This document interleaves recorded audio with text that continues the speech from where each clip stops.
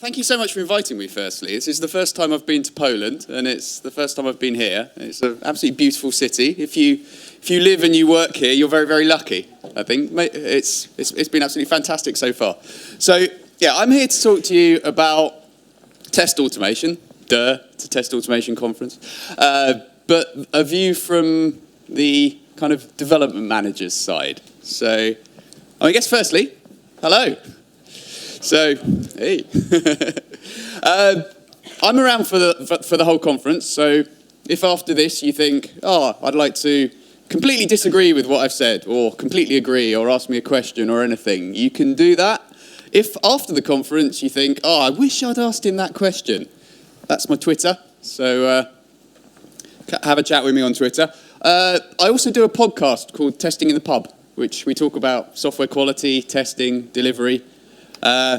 Might be something you might want to listen to.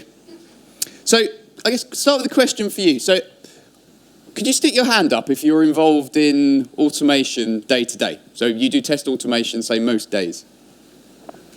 That's not a surprise. Who manages people that do test automation? A few. Who manages people who do test automation and devs that write the code that the test automation checks?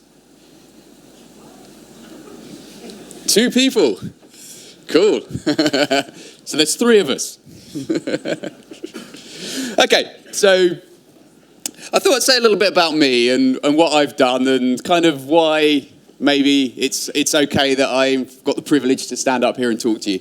So I've been doing this thing for 16 odd years. In fact, I started back in 1999, and this was back in kind of the old school days, the days of silos and walls, and where we used to communicate with our dev teams by bug report and not really talk to each other. And a kind of time that Elizabeth Hendrickson has referred to as driven by the misguided belief that testers test, programmers code, and the separation of those 2 disciplines is somehow important. And so I started off as a dev and I've done a standard kind of tester, test lead, test manager. I've had some weird, horrible job titles when I spent 9 years working for Nokia, like quality gate manager. I was somehow managing this gate of quality and it was horrible. Look what happened to Nokia. And the last purely testing position I did was working for a luxury e-commerce retailer and as a coach. So working across a 200-person IT organisation, coaching them on how generally they could get better at testing. And then I made a little bit of a change. I became a delivery manager. So that's when I first started managing developers as well as testers. Became head of technology there. And yeah, I'm now VP of engineering at a flower delivery company called Bloom & Wild. Now, unfortunately, we don't ship to Poland. If we did, I could give you a discount on our flowers, but suffice to say, if you want to send flowers in the UK or France or Germany and you put Steve in the discount box, you'll get a discount. So I've worked with a lot of different automation solutions, it's fair to say, over the years here, from Quick Test Pro. Anyone remember that? Makes me shudder. Horrible. Through various Python and Java-based solutions, various JavaScript solutions, a lot of Appium when working as a delivery manager on a mobile app. And we use a framework called Test Cafe now at Bloom & Wild for our functional UI automation. So JavaScript solution, basically. So, bit of a disclaimer before we go on. So everything you see today is based and framed around my context. So this is my experience. You may find what I say fits. If it doesn't, that's your context. You need to mold what I say to your context. I don't understand your context, but I understand mine. So these are some of the things that I've seen work. And I thought what we could do is we could start with a little story of fashion, basically. So I spent 9 years working at Nokia, very technology-focused organisation, and I left Nokia, and I took a job at a large luxury fashion e-commerce retailer. And I walked in the door, and it was beautiful-looking people, all kind of doing beautiful things, and the best-dressed development team I've ever seen in my entire life. It's crazy. It's the only reason I'm wearing like skinny jeans now is just from that period. And I was a test manager, and I was given the responsibility for the regression and automation team. And this was a team. They were an awesome group of individuals, but they had a bit of a problem. And so the processes that were used there were 15 development teams, and they would all, for 3 weeks, they would do all of their development, and then they would throw it over a massive virtual wall, and the regression and automation team would have 1 week to test it before we made the release. And we had to make the release every month, make a release. And I remember one time, it was quite late, I came up I saw one of my automation guys in the team. He was looking really, really stressed. And I kind of came up and I sat down next to him and I said, well, what's wrong? What's wrong? And he said, I can't get the test to pass. And I just thought, oh my God. First, automation learning. That's not your job. You aren't there to make the tests pass. Far too many people think this. That's not where the value comes from. The value in good testing comes from this. So who here has heard of Jerry Weinberg? That's great. So yeah, I mean, it's a really sad year. Jerry unfortunately died earlier in the year. And he was a real father figure of our industry. He was a brilliant tester, developer, manager, systems thinker, a very prolific author. If you've not read the seminal book, Perfect Software and Other Illusions, it's a fantastic testing book. And he wrote so much. And I love his definition of testing. So balancing the need to mitigate risk against the risk of trying to discover too much information. And we should always think about this when we're doing test automation. Are we balancing that need to uncover information versus having test suites which contain thousands of tests and become unwieldy? So I thought as we go through, I'm going to use some terms as we go through this presentation. I thought it would be kind of cool to actually explain what they mean so that we all understand each other consistently. So here's what a lot of development managers think testing is, and frankly a lot of other people. Trying the software to see if it works. Have a play with the software. How's it going to be? Is it fine? Can you sign it off? Now, we have a phrase in England, particularly around this, which is there are so many holes in this as a statement, it's big enough to drive a bus through. And, I mean, what does try in this instance mean? As good testers, we should always be questioning, what does try mean? How do we know if it works? We don't. This is a useless definition of testing. Now, sadly, the sorts of people who think this is good testing are probably the sorts of people who think this is testing.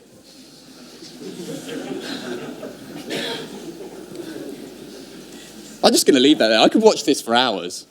It's absolutely hypnotic. No, let's move on. So I like the context-driven definition of testing. That process of evaluating a product by learning about it through exploration and experimentation. So testing, ultimately, is an investigatory activity. However, it can be useful to call out the fact that there is a part of testing which is different. And this is what we call checking. So that process of making evaluations by applying algorithmic decision-making rules to specific observations. So this is where we apply automation. Automation works on algorithms. So test automation supports testing. You write code, it checks. It's a very big, very important part of testing, but it isn't the whole of testing. And I think this is really important. The other really important thing here is you can use your automation to help testing. So if we think of testing as an investigatory activity, automation can help testing. We'll talk more about that in a bit. Now, this is supposed to be a manager's view. So let's not forget about team. That's why you're there as a manager. This is what your team are. They're awesome. They want to deliver value. They want to do a good job. They want to deliver quality. All you've got to do as a manager is build the environment and the culture that enables them to do that. Simple, right? Maybe not. So we're going to go on a little journey today. So we're going to talk about, well, why should we care about this in the first place? How can we save the world from this? What is automation? How do we build that team? How do we find the right people? How do we train them? How do we make sure we choose the right tools? And how do we make sure then we do the right checks and balances, planning things correctly, getting things out on time? What comes next? So we're going to go on this little journey as we go through our time together this morning. And here's the first one. And I really like how one of the kind of founding principles of this conference in terms of change. Why do we need test automation anyway? Well, we all know testing is changing. We need to adapt to that. Testing isn't just about us anymore. It's not about this kind of bubble that testing seems to have lived in. And when I was a test manager, I used to get fixated by the perfect ratio of the number of developers to testers I should have in my team, for example, which apparently is 3-1, but that's rubbish. Testing's evolving. Testing is all about how ultimately as testers you help teams own quality and how you coach quality characteristics into teams. And that's really, really important. It's not about being blockers or custodians of quality. It's not about assuring quality. It's about enabling teams to own quality. Now, automation helps us do that. Automation helps us deliver things more quickly. Automation helps us establish a common ground within a team that can really help a team own quality. And it's really, really needed because testing's got to remain relevant. There's a real danger at the moment. I think we're at a real tipping point where if we don't all get on with this, then we're going to start to become a little irrelevant. And testing has to remain relevant.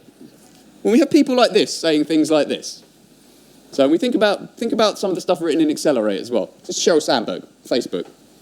Now let's obviously forget about Facebook's little security wobble earlier, but it's all about how can we optimize. There's not time anymore. We have greater pressure to get things live. Now, who here plays or has played Pokemon Go? Anyone? Go on, a few people were like, maybe. There's one over there. No, when that launched, the quality was really, really, really, really bad. However, they very rapidly made $1 billion in revenue. And they did that because they hit a sweet spot. And they got something out that was good enough. And we need to really think like that. But it becomes difficult. And it becomes difficult because there's very few people, especially now, and increasingly few, that end up in management positions that have come up through a testing background. So kind of the role of the test manager is beginning to become obsolete. And so we've ended up with, and you could see it from earlier when I said how many people manage devs, and 3 of the people, including me, put their hands up. When you come up through a development background, you sometimes don't have the right focus or as good a testing focus. And it means we get problems like this. So we get people that think that we can automate everything, that we can get rid of all of our manual testers. And the more automated scripts we have, the better. And then they get surprised when the suites become bloated and slow and unmaintainable. If you've come up through a development background, you have a tendency to want to turn things into a programming problem. And that's why you jump on the 100% automation bandwagon. We shouldn't be caring about this sort of stuff. As managers, we should be caring about this. So ultimately, what I want from my team is I want predictability. I want my team to be efficient, but I want my team to be predictable. So I want to know how long something roughly is going to take on average, and I want that to be roughly within the same tolerances for every piece of work, because that means I can predict what's going to happen. Now, I want my team to be happy, and I want my team to be motivated, and ultimately, I want them to buy into what we're doing. I accept the fact that sometimes people leave, and sometimes I want to make my team bigger, so I want my team to be as easy as possible to hire into. And ultimately, this is what I want. I want my team to care about quality. And so, how can we get to this? How as managers, ultimately, can we get to teams that work effectively, care about quality? Well, there's a few things. This is the first thing we have to learn as managers.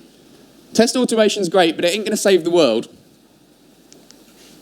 So it's quite tempting to eat the donut. I actually ate that actual donut. It was a very nice donut. Now, as an aside, there's a certain argument that says that donut should say something like WebDriver on it and the box should say Selenium on it because Selenium is the project and not the technology.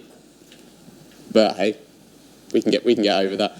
But we always do have to ask ourselves, is that 100% automation thing just actually kind of a short-term pleasure? That sugar rush of 100% automate everything via the UI?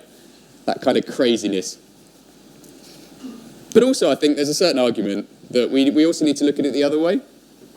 Automation is not rocket science. It's not trivial, but it's not something that's impossible to do. We need to kind of remove the mystique a little bit around automation.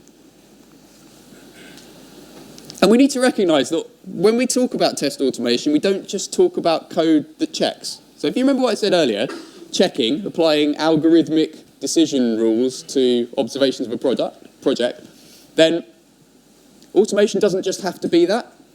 So the best automation I've ever seen in my life, and the best application of automation, and there's one other person in the audience here who knows what I'm talking about here, is a little helper application that we had when I worked in the luxury e-commerce retailer. And it was called the equal test helper. Well, it was actually called something else. If you swap the two words in the middle of that sentence around and say them a little quicker, somebody gets it. And this was a data setup tool. So what this did, this enabled us to essentially set up our warehousing systems and our order management system so that we could conduct tests. And this saved more time and it made us more efficient as a team than any set of automated functional UI scripts would ever have done.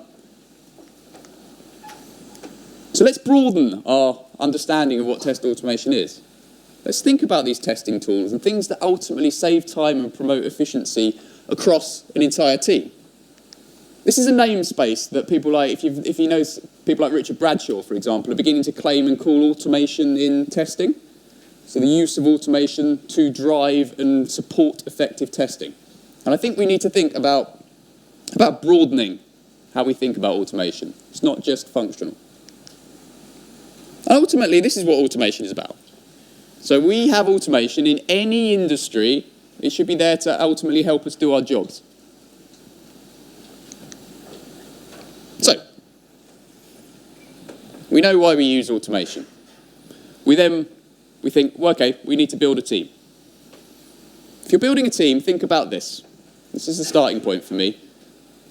The Ringelmann effect.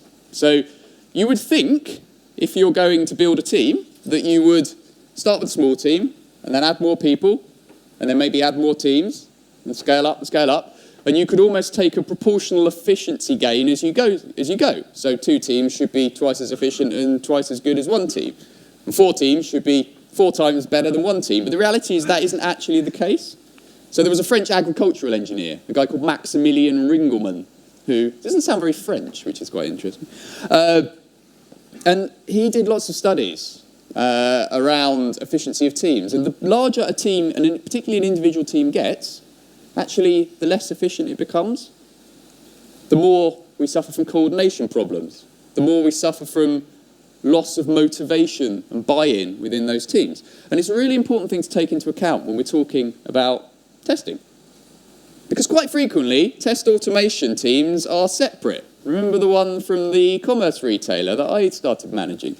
It was a separate team. The problem here is we end up siloed. And silos mean apathy and people don't care so much. The best thing we can do is ensure that we always have our people in our teams and our teams owning quality.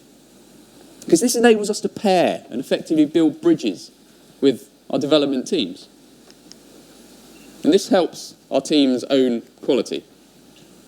And also, frankly, and I'm sure some of you have kind of suffered from this, if you sit in a separate team doing test automation, it can sometimes be quite lonely. And you can think, well, I'm doing all this brilliant work and nobody really appreciates what I'm doing.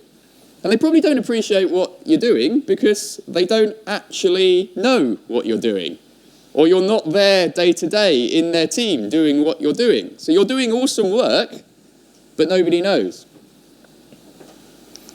So this is the sort of automation model I like. So this is an example from, we've recently rebuilt our website, so our web app. And so we have web and mobile clients. We have an underlying platform. That underlying platform has an API. So we have a bunch of tests covering this. This gives us the confidence when we change something, that we haven't broken anything, and that something is a base level of it works. So we have some API contract tests. These are automated. That's important. This is a great place to use automation because there's a very definite request and response, and it's very easy to check. We have a lot of unit tests in our web app because that's a good thing to do. We have a small number of UI tests because having a lot of UI tests is not normally the most efficient way of testing something. These are looked after by the whole team. So, yes, the developers do most of the unit tests, but the testers do the contract tests, the developers do the contract tests, the testers do the UI tests, the developers do the UI tests, sometimes we pair, and ultimately the team owns quality. We don't have any separation. That means when we achieve something, we achieve it as a team. We share, and sharing breeds ownership, and that's a good thing. So we should be automating a lot of things generally as automation people, but we should be doing it as a team. We should be thinking about who are the right people to do this automation. Should it only be the testers? Should it be the developers? Should it be everybody? We should be automating where it makes sense and where it adds value. And we should be remembering that testing is more than just checking things. So we should be remembering that could we write ourselves a tool that might make life better for somebody else in the team, make them more efficient, make them have to stop repeating the same setup or the other activities. And we need to remember this, though. We need to temper this with this. Good managers encourage collaboration. That's ultimately, if you want to build a good culture in a team, you encourage collaboration. Collaboration is not collaboration by test script. It's not collaboration by how many BDD scenarios and Cucumber and Gherkin scripts have I got. It's ultimately about what conversations have I had with other members of my team. How have we worked together? Okay. So, we should also think, though, it's very easy for me to stand up here and say, yeah, we shouldn't have too many test scripts. How do we prioritize? Now, I like to use a model called the order of ignorance model, which helps me prioritize. Has anybody heard of this? One person.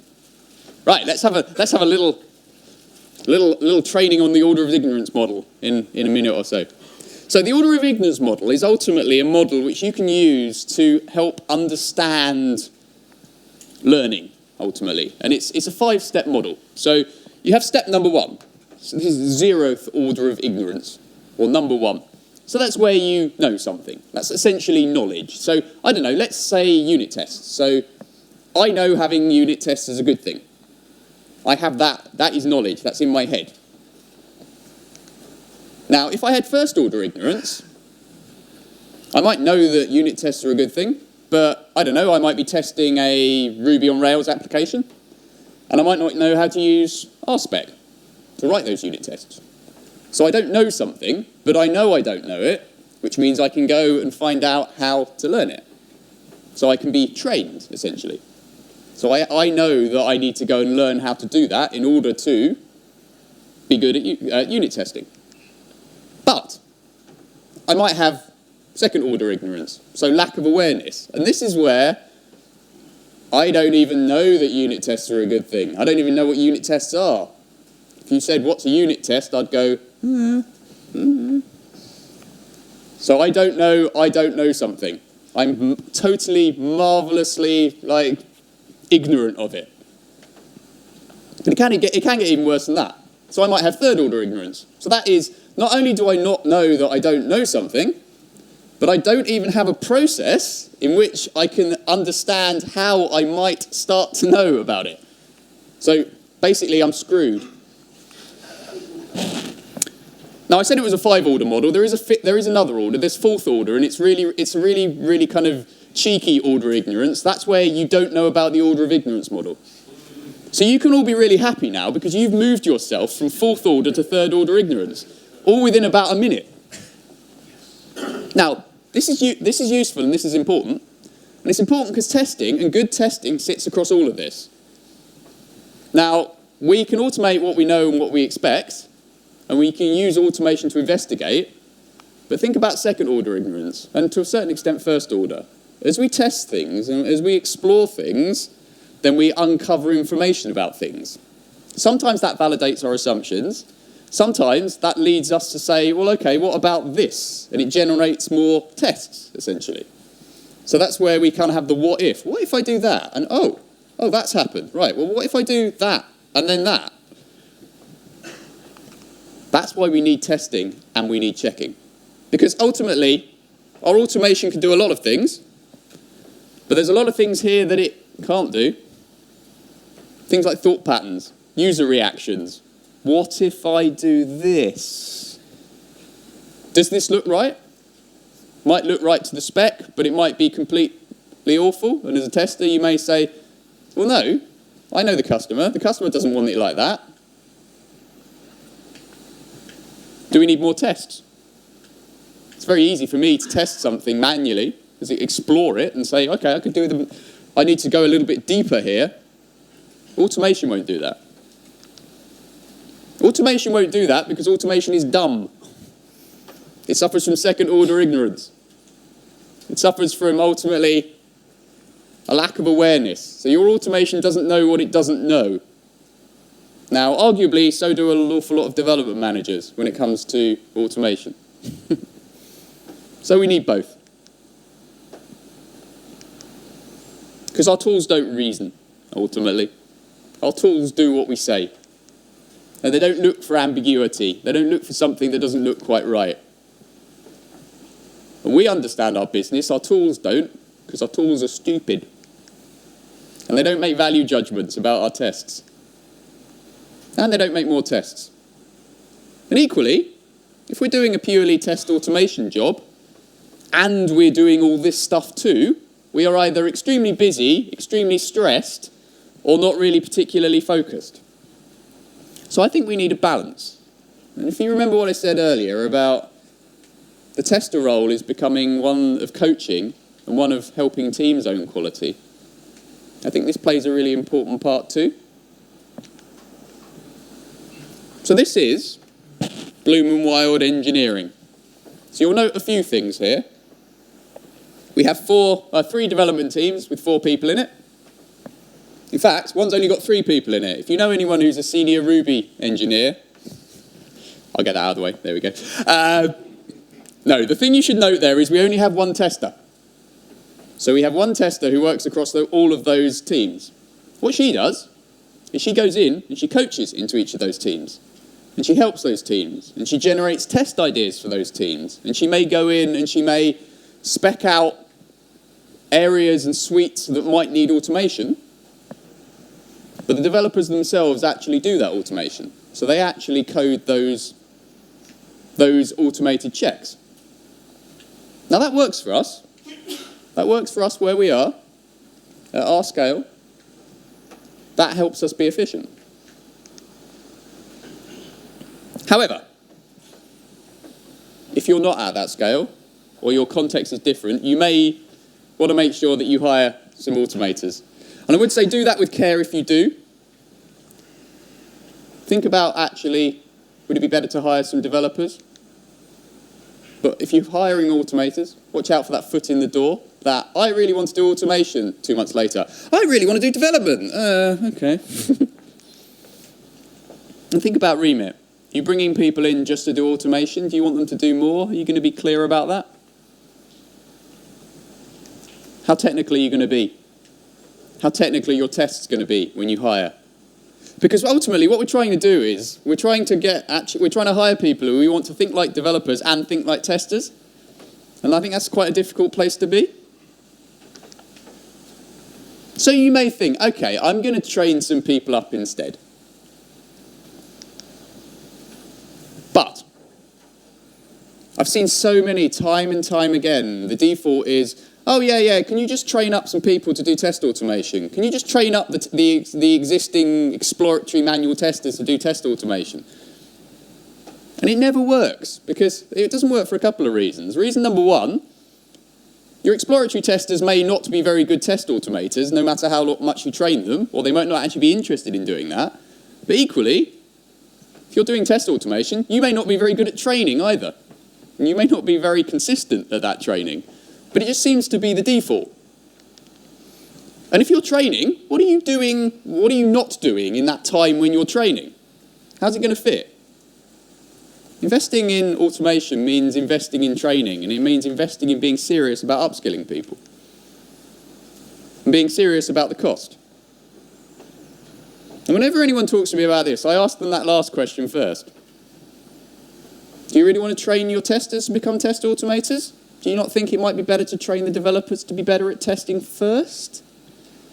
They might actually then be able to probably generate value a little quicker. But it's kind of weird. I would never expect somebody to come into my team with, I don't know, out of like maybe our customer delight team or something like that, the people who deal with the customers day to day. I wouldn't expect them to come in and then one of my devs to suddenly like train them up to be a developer in 3 or 4 weeks. But somehow this is acceptable in test automation. And it seems to always be like this. Oh, could you just train that tester to become an automator? It's a far bigger thing than we actually realise. So, we said don't have testing separated. This is another reason not to. And it's about flow. Have you heard about the idea about cycle time and lead time? Yeah. So as a manager, I care a lot about cycle time, for example. The average time between when my team starts something and when they finish something. Because that's the predictability piece. So how predictable are we, ultimately? That's the predictability piece. Always ask yourself, is my automation helping this? So am I introducing with my automation a more smooth and predictable flow? Or am I introducing a handover which is actually going to make that cycle time less predictable? Can we kind of spread the responsibility of automation across a team and have developers doing it as well as testers? That's more likely going to make things more predictable, because there is always more developers than testers in a team. So you've got more people doing automation. Because when we own automation in a team, work flows much more smoothly. And this is why I think it is. So we used to have this. So you could kind of think of this as waterfall, basically. So we used to spend months on projects, and we used to design and then develop, and then we used to test, and then we used to release. When I worked at Ericsson, we used to have projects that used to go on for 2.5 years. It's crazy. And then Agile came along, and most of us implemented it really, really badly. And so actually what we ended up with is, in a matter of 2 weeks normally, we would design, develop, test, and then release. And then we'd do it again. And then we'd do it again. And so we'd have handoff after handoff after handoff, but in a 2-week period, which then basically meant we ran out of time and all the testers got super, super stressed.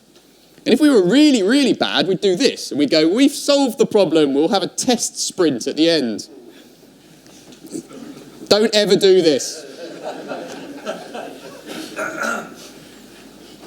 Now, if we make automation a team activity, and we get developers and testers involved in automation, we can start doing this. So we can build something, we can release it. We can build something, we can release it. We can build something, we can release it. We can repeat. We can repeat. We can keep repeating. That slide took ages to do the animations. But no, the point ultimately is we can do things in little chunks because we can focus on finishing. And we can focus on finishing as a team, not as a group of individuals. Now, to do that, we need to have automation which is quick. And there's a good reason to have automation that's quick, because it exploits what's called present bias. And present bias is a cognitive bias, so something we have in our brains that is how we tend to act as humans. And it's that tendency to overvalue immediate reward.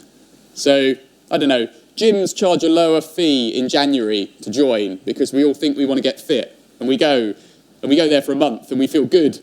And then we never go again for the rest of the year. And we still pay for it. At least that's the gym model in the UK anyway. So, having short feedback loops and pairing and shared responsibility in teams exploits present bias, because we're there, we're getting immediate reward for something we're doing.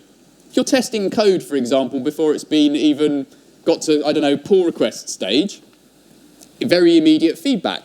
Present bias. People like present bias. Now, we can screw present bias up really badly by trying to automate everything and having lots of automated tests and not really having a process for debugging them and not really having a process for maintaining them and not really thinking about how can we scale this whole thing up. And having suites that take hours and hours or days and days to run. That's not present bias. Now, I like to use a little thing that I call the cup of tea test. I'm English, so we love tea. The cup of tea test is ultimately, can I kick off the automation, get up from my seat, go over to the kitchen, make myself a cup of tea. You should always leave the tea bag in for 4 minutes. Put the milk in, take the tea bag out, shut the fridge door, walk. No milk? What the hell? Weird. Your tea won't look like that if you don't put milk in it. And then I come back to my desk and I have the results. Because if I can do that, I've exploited present bias. I have immediacy. I like that. Also, I haven't moved on to something else. So I haven't switched context. And when I switch context and then have to switch back again, I lose efficiency. Now, there's another good reason for testers in teams, test automation in teams, shared responsibility. It makes that common ground much easier to find. It gives you a shared language and something to talk about, which I think is really important. It makes it much easier to pair up on something where you have a shared common interest. And I've always found you're much more likely to get a shared common interest with a bunch of developers in a team if you can talk about something that has its basis in code. Automation does a great thing here. And if we do that automation in the teams and the teams are working on automation, it can really work effectively as that bridge that builds the relationships in the team and brings the team together. Okay, so we've got the team. We've got a mix of people writing code, and we've got a mix of people doing automation. What do we also need to do? Well, we need to be a little wary of test tool vendors, making fancy and outlandish claims like this. I've heard all of these things in my time. Be wary. I once wasted £30,000 of Nokia's money on Quick Test Pro licenses, and I don't feel very proud about that. I mean, it didn't bring the company down, let's be honest. There was a whole bunch of strategic problems that caused Nokia to go where it's gone, but it wasn't great. Okay, so we have the tools. What we should do, though, is we should make sure that when we have the tools, we don't dictate teams using a similar tool set. We should leave it to the team. And I like to use these principles when I do that. So if you're going to choose your automation solution, you're going to choose your framework, make sure it's well supported. Make sure if it's open source that there are recent PRs on it. Make sure you're using the existing skill set. If you've got, say, 15 teams that write in JavaScript, don't pick an automation solution in Python because you won't be able to pair effectively between developer and tester when you do that. It's very careful. We also have a tendency to write from scratch in automation, and I'm really not quite sure why. So we don't do production code like this anymore, but we seem to somehow do automation code still. Somebody has a great idea and writes everything out ultimately from scratch. rather than just doing what everybody else does, which is go on Stack Overflow or GitHub and find what somebody else has done and then copy it a bit. I think we need to copy more in automation. I think everybody, think about, we call it borrowing with pride. And there's a couple of other things that I've found that have a tendency of going the wrong way in test automation projects. They don't seem to get cared about quite so much as production projects. We don't treat them with the same rigor and care. The scope creeps. They don't deliver. Somebody has a brilliant idea halfway through that actually we should be doing it like this. And a manager goes, oh yeah, it's just the test automation, it doesn't matter. Until then that project as a whole doesn't deliver, and then it suddenly becomes a huge problem. So think about these things. These are very, very important.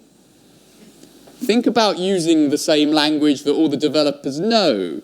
Think about storing your code in the same repo. Think about having the same review process, including your developers in that review process, not just your testers. Always build your automation into your CI pipeline so it's generating value and people can see it's generating value. Otherwise, you're siloing yourself off again.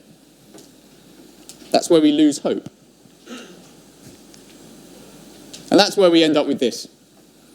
We end up with a never-ending test automation project, which will confirm to kind of Parkinson's law. So, there's a couple of things. We've got our automation, we've got our team, we've got our scripts, we've probably got some helpers. There's a couple of things we need to then bear in mind. And one is, and I've seen so many, particularly development managers, fall into this trap, automation goes stale. And we should all know this. I mean, in the UK, there's every Christmas, there's an advertising campaign that runs, which is all about basically don't buy animals as presents, because people might not like them. And the tagline is like, a dog is for life, not just for Christmas. And you take that, automation is for life, it's not just for Christmas. So you can't just build a suite and then it will just run and it will all be fine. It goes stale. We know it goes stale. We add more features. We add more tests. We do silly things like we go, oh, we need a test for every bug. So we add more tests. We add more tests. We end up with huge test suites. They take hours to run. They go very flaky. Ultimately, what we're doing here is less efficient testing. So whenever you start automation, you need a plan to manage growth. Do you, for example, say, I have an execution time limit on my test suite, like the cup of tea test? Do you say it's only going to take 10, 15 minutes to run? Do you say, every time a test fails 3 times, we throw it out of the suite and we fix it because it's actually generating less value than if it wasn't there at all? You need a plan to manage that growth. And ultimately, we shouldn't forget about this. This is what it's all about. It's about failing and passing checks and the information that those failing and passing checks uncover. But we forget about how we're going to review things and triage things and how we're going to make it obvious to people what has actually happened with automation, what the status is. And those tests going stale, because good automation without this quickly clogs up the machinery of continuous integration and continuous delivery. Yet we always, time after time, forget about this. And ultimately what we do is we forget why we're testing in the first place. Hint. That's not why we're testing. Do as Jerry says. Balance the need to mitigate risk, i.e. to uncover information that means that stakeholders can make decisions about the suitability of software for release, against trying to discover and gather too much of that information. So we've been on a little bit of a journey today. This is kind of the wiggly lined journey we've been on. What have I learned as I've gone through this journey? So you need the right amount of test automation. Not too much, not too little. Round about the right amount to run in the time it takes to make a cup of tea, with or without milk. Having your automation separately and you're in a separate team isn't good. It's not a very happy place to be. It's not a very efficient way of working. It doesn't promote ownership. It does not promote flow. However, having small cross-functional teams, maybe supported by other people that own automation, promotes flow, it promotes ownership, it is a good thing. People will promise test automation solves every problem you ever had in the entire world. It doesn't, but it's super important. But we need to treat it with rigor. So test automation should be treated just like production code. We should be as clear and as rigorous with automation code and the processes we use. We should treat those projects just like we treat production projects. When we hire into our teams, we should hire with the same rigor and care that we do when we hire anybody else, like developers, into the team. And if we're going to upskill, we should do that, but we shouldn't expect our existing teams to do that. And we should never, ever forget why we're testing in the first place. We are testing to uncover information. Automation will help us uncover information, but exploratory testing will help us uncover information too. And so ultimately, automation helps us get here. It's a culture where when we put the pieces together, we give our users a great experience, and we do that as a team. We make everybody responsible for quality. And then we don't end up in a situation like this. I bet the unit tests on that passed. So, whatever your road to test automation has ahead of you, I wish you a lot of luck. If you want to contact me, if you want any advice, this is how you can do it. Thank you very much.